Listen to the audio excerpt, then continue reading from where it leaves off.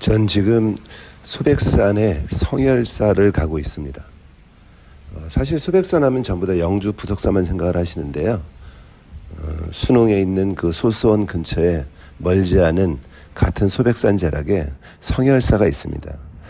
아마 부석사를 창건하신 의상대사가 창건 전에 머물렀다는 전설이 전해지고 있는데, 소백산의 라인 속에 있는 그 비로봉하고 국마봉 사이에 있습니다.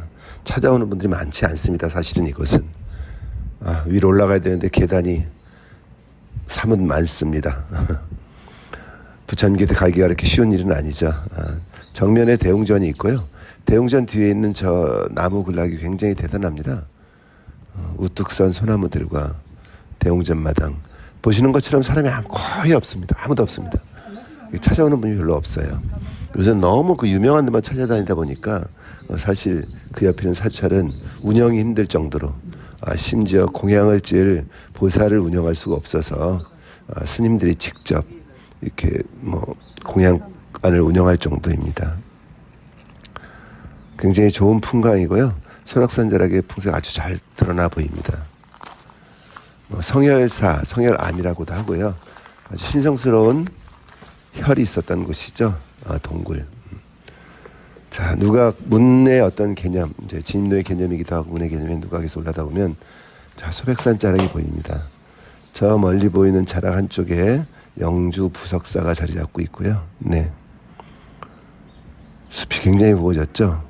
아마 이래서 입구에서는 이 지역에 그 송이가 많이 나는 모양이에요. 그래서 송이철이 되면은 지역 사람들이 밑에 아예 출입을 단속하기도 하고, 또 올라오는 길 자체가 너무 좁아서 큰 차량이 들어올 수 없기 때문에 관광객들로부터 굉장히 멀어지고 있는 곳이긴 합니다.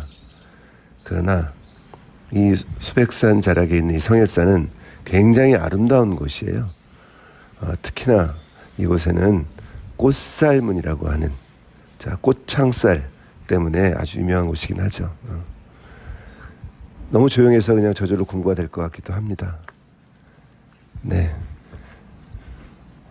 산신각을 가고 있습니다. 산신각.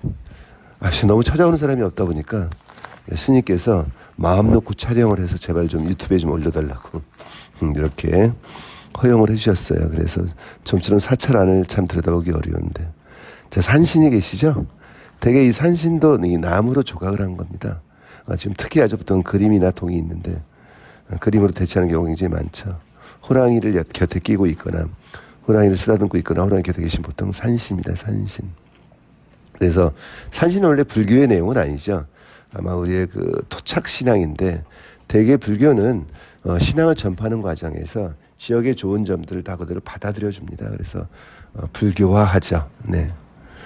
규모는 작지만 이곳을 바라보는 풍광은 굉장히 아름답습니다. 대웅전 지붕이 보이고요. 사람이 아무도 보이지 않습니다. 네. 정말 적막합니다. 이게 잘못 온 게 아닌가 싶을 정도로. 전 사실 여러 번 왔었는데요. 오랜만에 오늘도 찾아왔습니다. 제가 사실 이곳을 찾아온 가장 중요한 이유는 바로 이제 앞에 보이는 전각, 그리고 그 전각에 있는 꽃살문 때문입니다. 두 개의 석등이 있습니다. 석등도 좀 특이하죠. 석중의 그 기둥이 용이 칭칭 휘어감고 있습니다. 두 마리의 용이 칭칭 휘어감고 있는 전각에 나한전입니다. 나한전. 나한전 부처님의 제자들을 모신 곳이죠. 네. 바로 나한전에 있는 그 정면 세 칸에 있는 꽃창호, 꽃창살들입니다. 네. 우리가 궁궐에서도 많이 꽃창살을 보지만 단순히 양쪽이 반복돼가는 굉장히 지루하죠. 그래서 오히려 아주 다른 형태를 두었습니다. 자, 억한, 나한전의 억한 중심에 있는 꽃살무는 마치 하나의 연못을 이곳에 그려놓은 것 같습니다. 연못에 연꽃도 있고 새도 있고 물고기 잡는 꽃, 그리고 헤엄치는 물고기들. 백로일까요? 기러기일까요? 네. 아이고, 어린 소년 동자승들의 모습도 보이고 옆에 물고기들과, 그리고 개도 있습니다. 꽃게. 꽃게가 연못에 있긴 좀 쉽지 않은데 아마 우리 참게쯤 될까요? 민간에 올라오는. 이 나안전이 부처님의 다양한 것을 표현했다면 왼쪽 칸은 반복되는 꽃을 쭉 일렬로 보았죠. 이런 것을 사실 우리가 많이 봅니다. 궁궐도 마찬가지고 대부분 아름다운 꽃사람들은 이렇게 만드는데요. 보통 그럴 경우 좌우를 동일시합니다. 그래서 왼쪽의 꽃살림과 오른쪽의 꽃살림을 동일시해서 사실 다 아름다우면서도 사실 상당히 좀 지루한 감을 줄 수도 있거든요. 나무 하나하나를 조각하고 판에서 저렇게 이어서 커다란 한 폭의 그림을 완성했습니다. 자, 오른쪽은 또 단조로울까봐 다른 형태로 연꽃일까요? 아니, 모라는 같습니다. 그렇죠. 쭉 꽃을 모아서 들렸죠. 그럼으로 인해서 좌우가 똑같지 않고 약간 다른 형태의 모습을 줌으로 인해서 답답하거나 그저 반복되는 대칭에서 좀 벗어나고 있는 단조로움을 주고 있습니다. 이 아름다운 꽃창살이 몇백 년 동안 이 자리에 오고 있어요. 원래는 칼라가 칠해져 있습니다.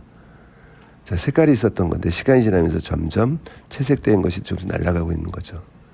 그렇다고 해서 새로 다른 걸 칠하자니 그것도 조금 맞지 않는 것 같습니다. 자연스러운 저 칼라를 담보할 게 없는 거죠. 그리고 어쩌면 이렇게 색이 바래지고 낡아가는 것이 뭐 자연의 자연스러운 섭리 아닐까요? 자, 이 안은 이제 안을 들어왔습니다. 나안전에는 부처님과 그 제자들이 계십니다. 가운데 손가락을 쥐고 있는 것을 보니까 비로자나불이죠. 모든 진리는 하나다. 입술을 빨갛게 칠하는 바람에 굉장히 눈에 띕니다. 그리고 부처님의 제자들이 다양한 모습으로 표정도 지물도 손에 쥐고 있는 것도 아주 다릅니다. 각각의 제자들마다 가지고 있는 자기 특징들을 자연스럽게 표현하고 있죠.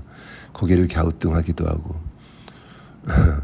고개에 손을 얹어서 뭔가를 골똘히 고민하기도 하고 중생을 바라보는 듯한 시선, 약간은 삐딱한 시선으로 바라보기도 합니다. 네. 굳이 누구인지를 알 필요는 없습니다. 뭐 지금 그것을 공부하는 그런 시간들은 아니니까요. 자, 이것 하나하나를 조각하고 만드는 사람들의 심성이 엿보이는 것입니다. 자, 장인은 굳이 똑같은 걸 만들지 않는 거죠. 아유, 귀여운 강아지를 데리고 있나요? 네. 다양한 사람들의 모습을 통해서 부처님의 불법이 얼마나 많은 다양한 사람들, 군상들에게 전해지고 그들의 평화를 이루는 것을 아마 기원하는 것 같습니다. 조금은 산도족 같은 모습의 투박한 모습이기도 하고 아주 눈썹과 수염, 입술 이런 것들이 아주 특징적이고 눈에 띕니다. 그리고 그 가운데 부처님이 계시고요. 대개 우리는 부처님의 제자를 16명 정도 생각하고 있지만 중국은 이제 부처님의 제자를 이제 보통 18명 합니다. 이제 과거에 영화 소림서 18동인 이런 것도 있었죠. 그들은 이제 우리에게 없는 2명, 이제 포대화상과 우리가 흔히 삼장법사라고 알고 있는 현장법사 2명을 더 추가해서 보통은 18명을 두고 있습니다. 용의 꼬임도 아주 애매하죠. 저 석등을 저 화강암을 조각해서 저렇게 갸우뚱한 표정으로 옆으로 슬그머니 보고 있는 용의 모습을 만들었고 그 용 위로 빛이 빛납니다. 그 2개의 석등을 보이고 있고요. 아름다운 나한잔. 사실 굳이 설명을 할 필요도 없고 그저 가만히 바라보고 있는 것만으로도 마음의 평화를 주는 곳입니다. 거북이 위에, 특이하게 거북이 위에 용이 계시고 용 위에 이제 석등이 있습니다. 그 어떤 많은 이야기나 설명보다는 그저 차분한 시간 이것을 쭉 머무른 것만으로도 불교의 불법의 성지에서 많이 깨달음의 경지로 오는 것 같습니다. 소백산 자락의 성혈사입니다. 성혈사. 이 아름다운 공간이 어찌 보면 다행입니다. 사람들의 등살에 휘달리지 않는 것은. 또 한편으로는 너무 좀 쓸쓸하고 외로워 보입니다. 이런 몇백 년 된 아름다운 꽃창살이 우리에게 있다는 것을 보여주고 자랑하고 과시할 만도 한데 찾아오는 분들이 너무 없습니다. 저것을 한 땀 한 땀 조각하고 캐고 끼워 맞췄던 이 장인들의 솜씨와 마음과 불법, 어떤 믿음, 부처님에 대한 신앙 이런 것들이 아니면 굉장히 어려운 일이겠죠. 단순히 기술만 가지고 하는 일들은 아니죠. 아름다운 꽃창살을 꼭 볼 수 있는 시간이 있길 바랍니다. 시원하게. 자, 이곳에 워낙 물이 많은 곳이라서 그 물줄기를 감상하면서 다음 편으로 지나가도록 하겠습니다.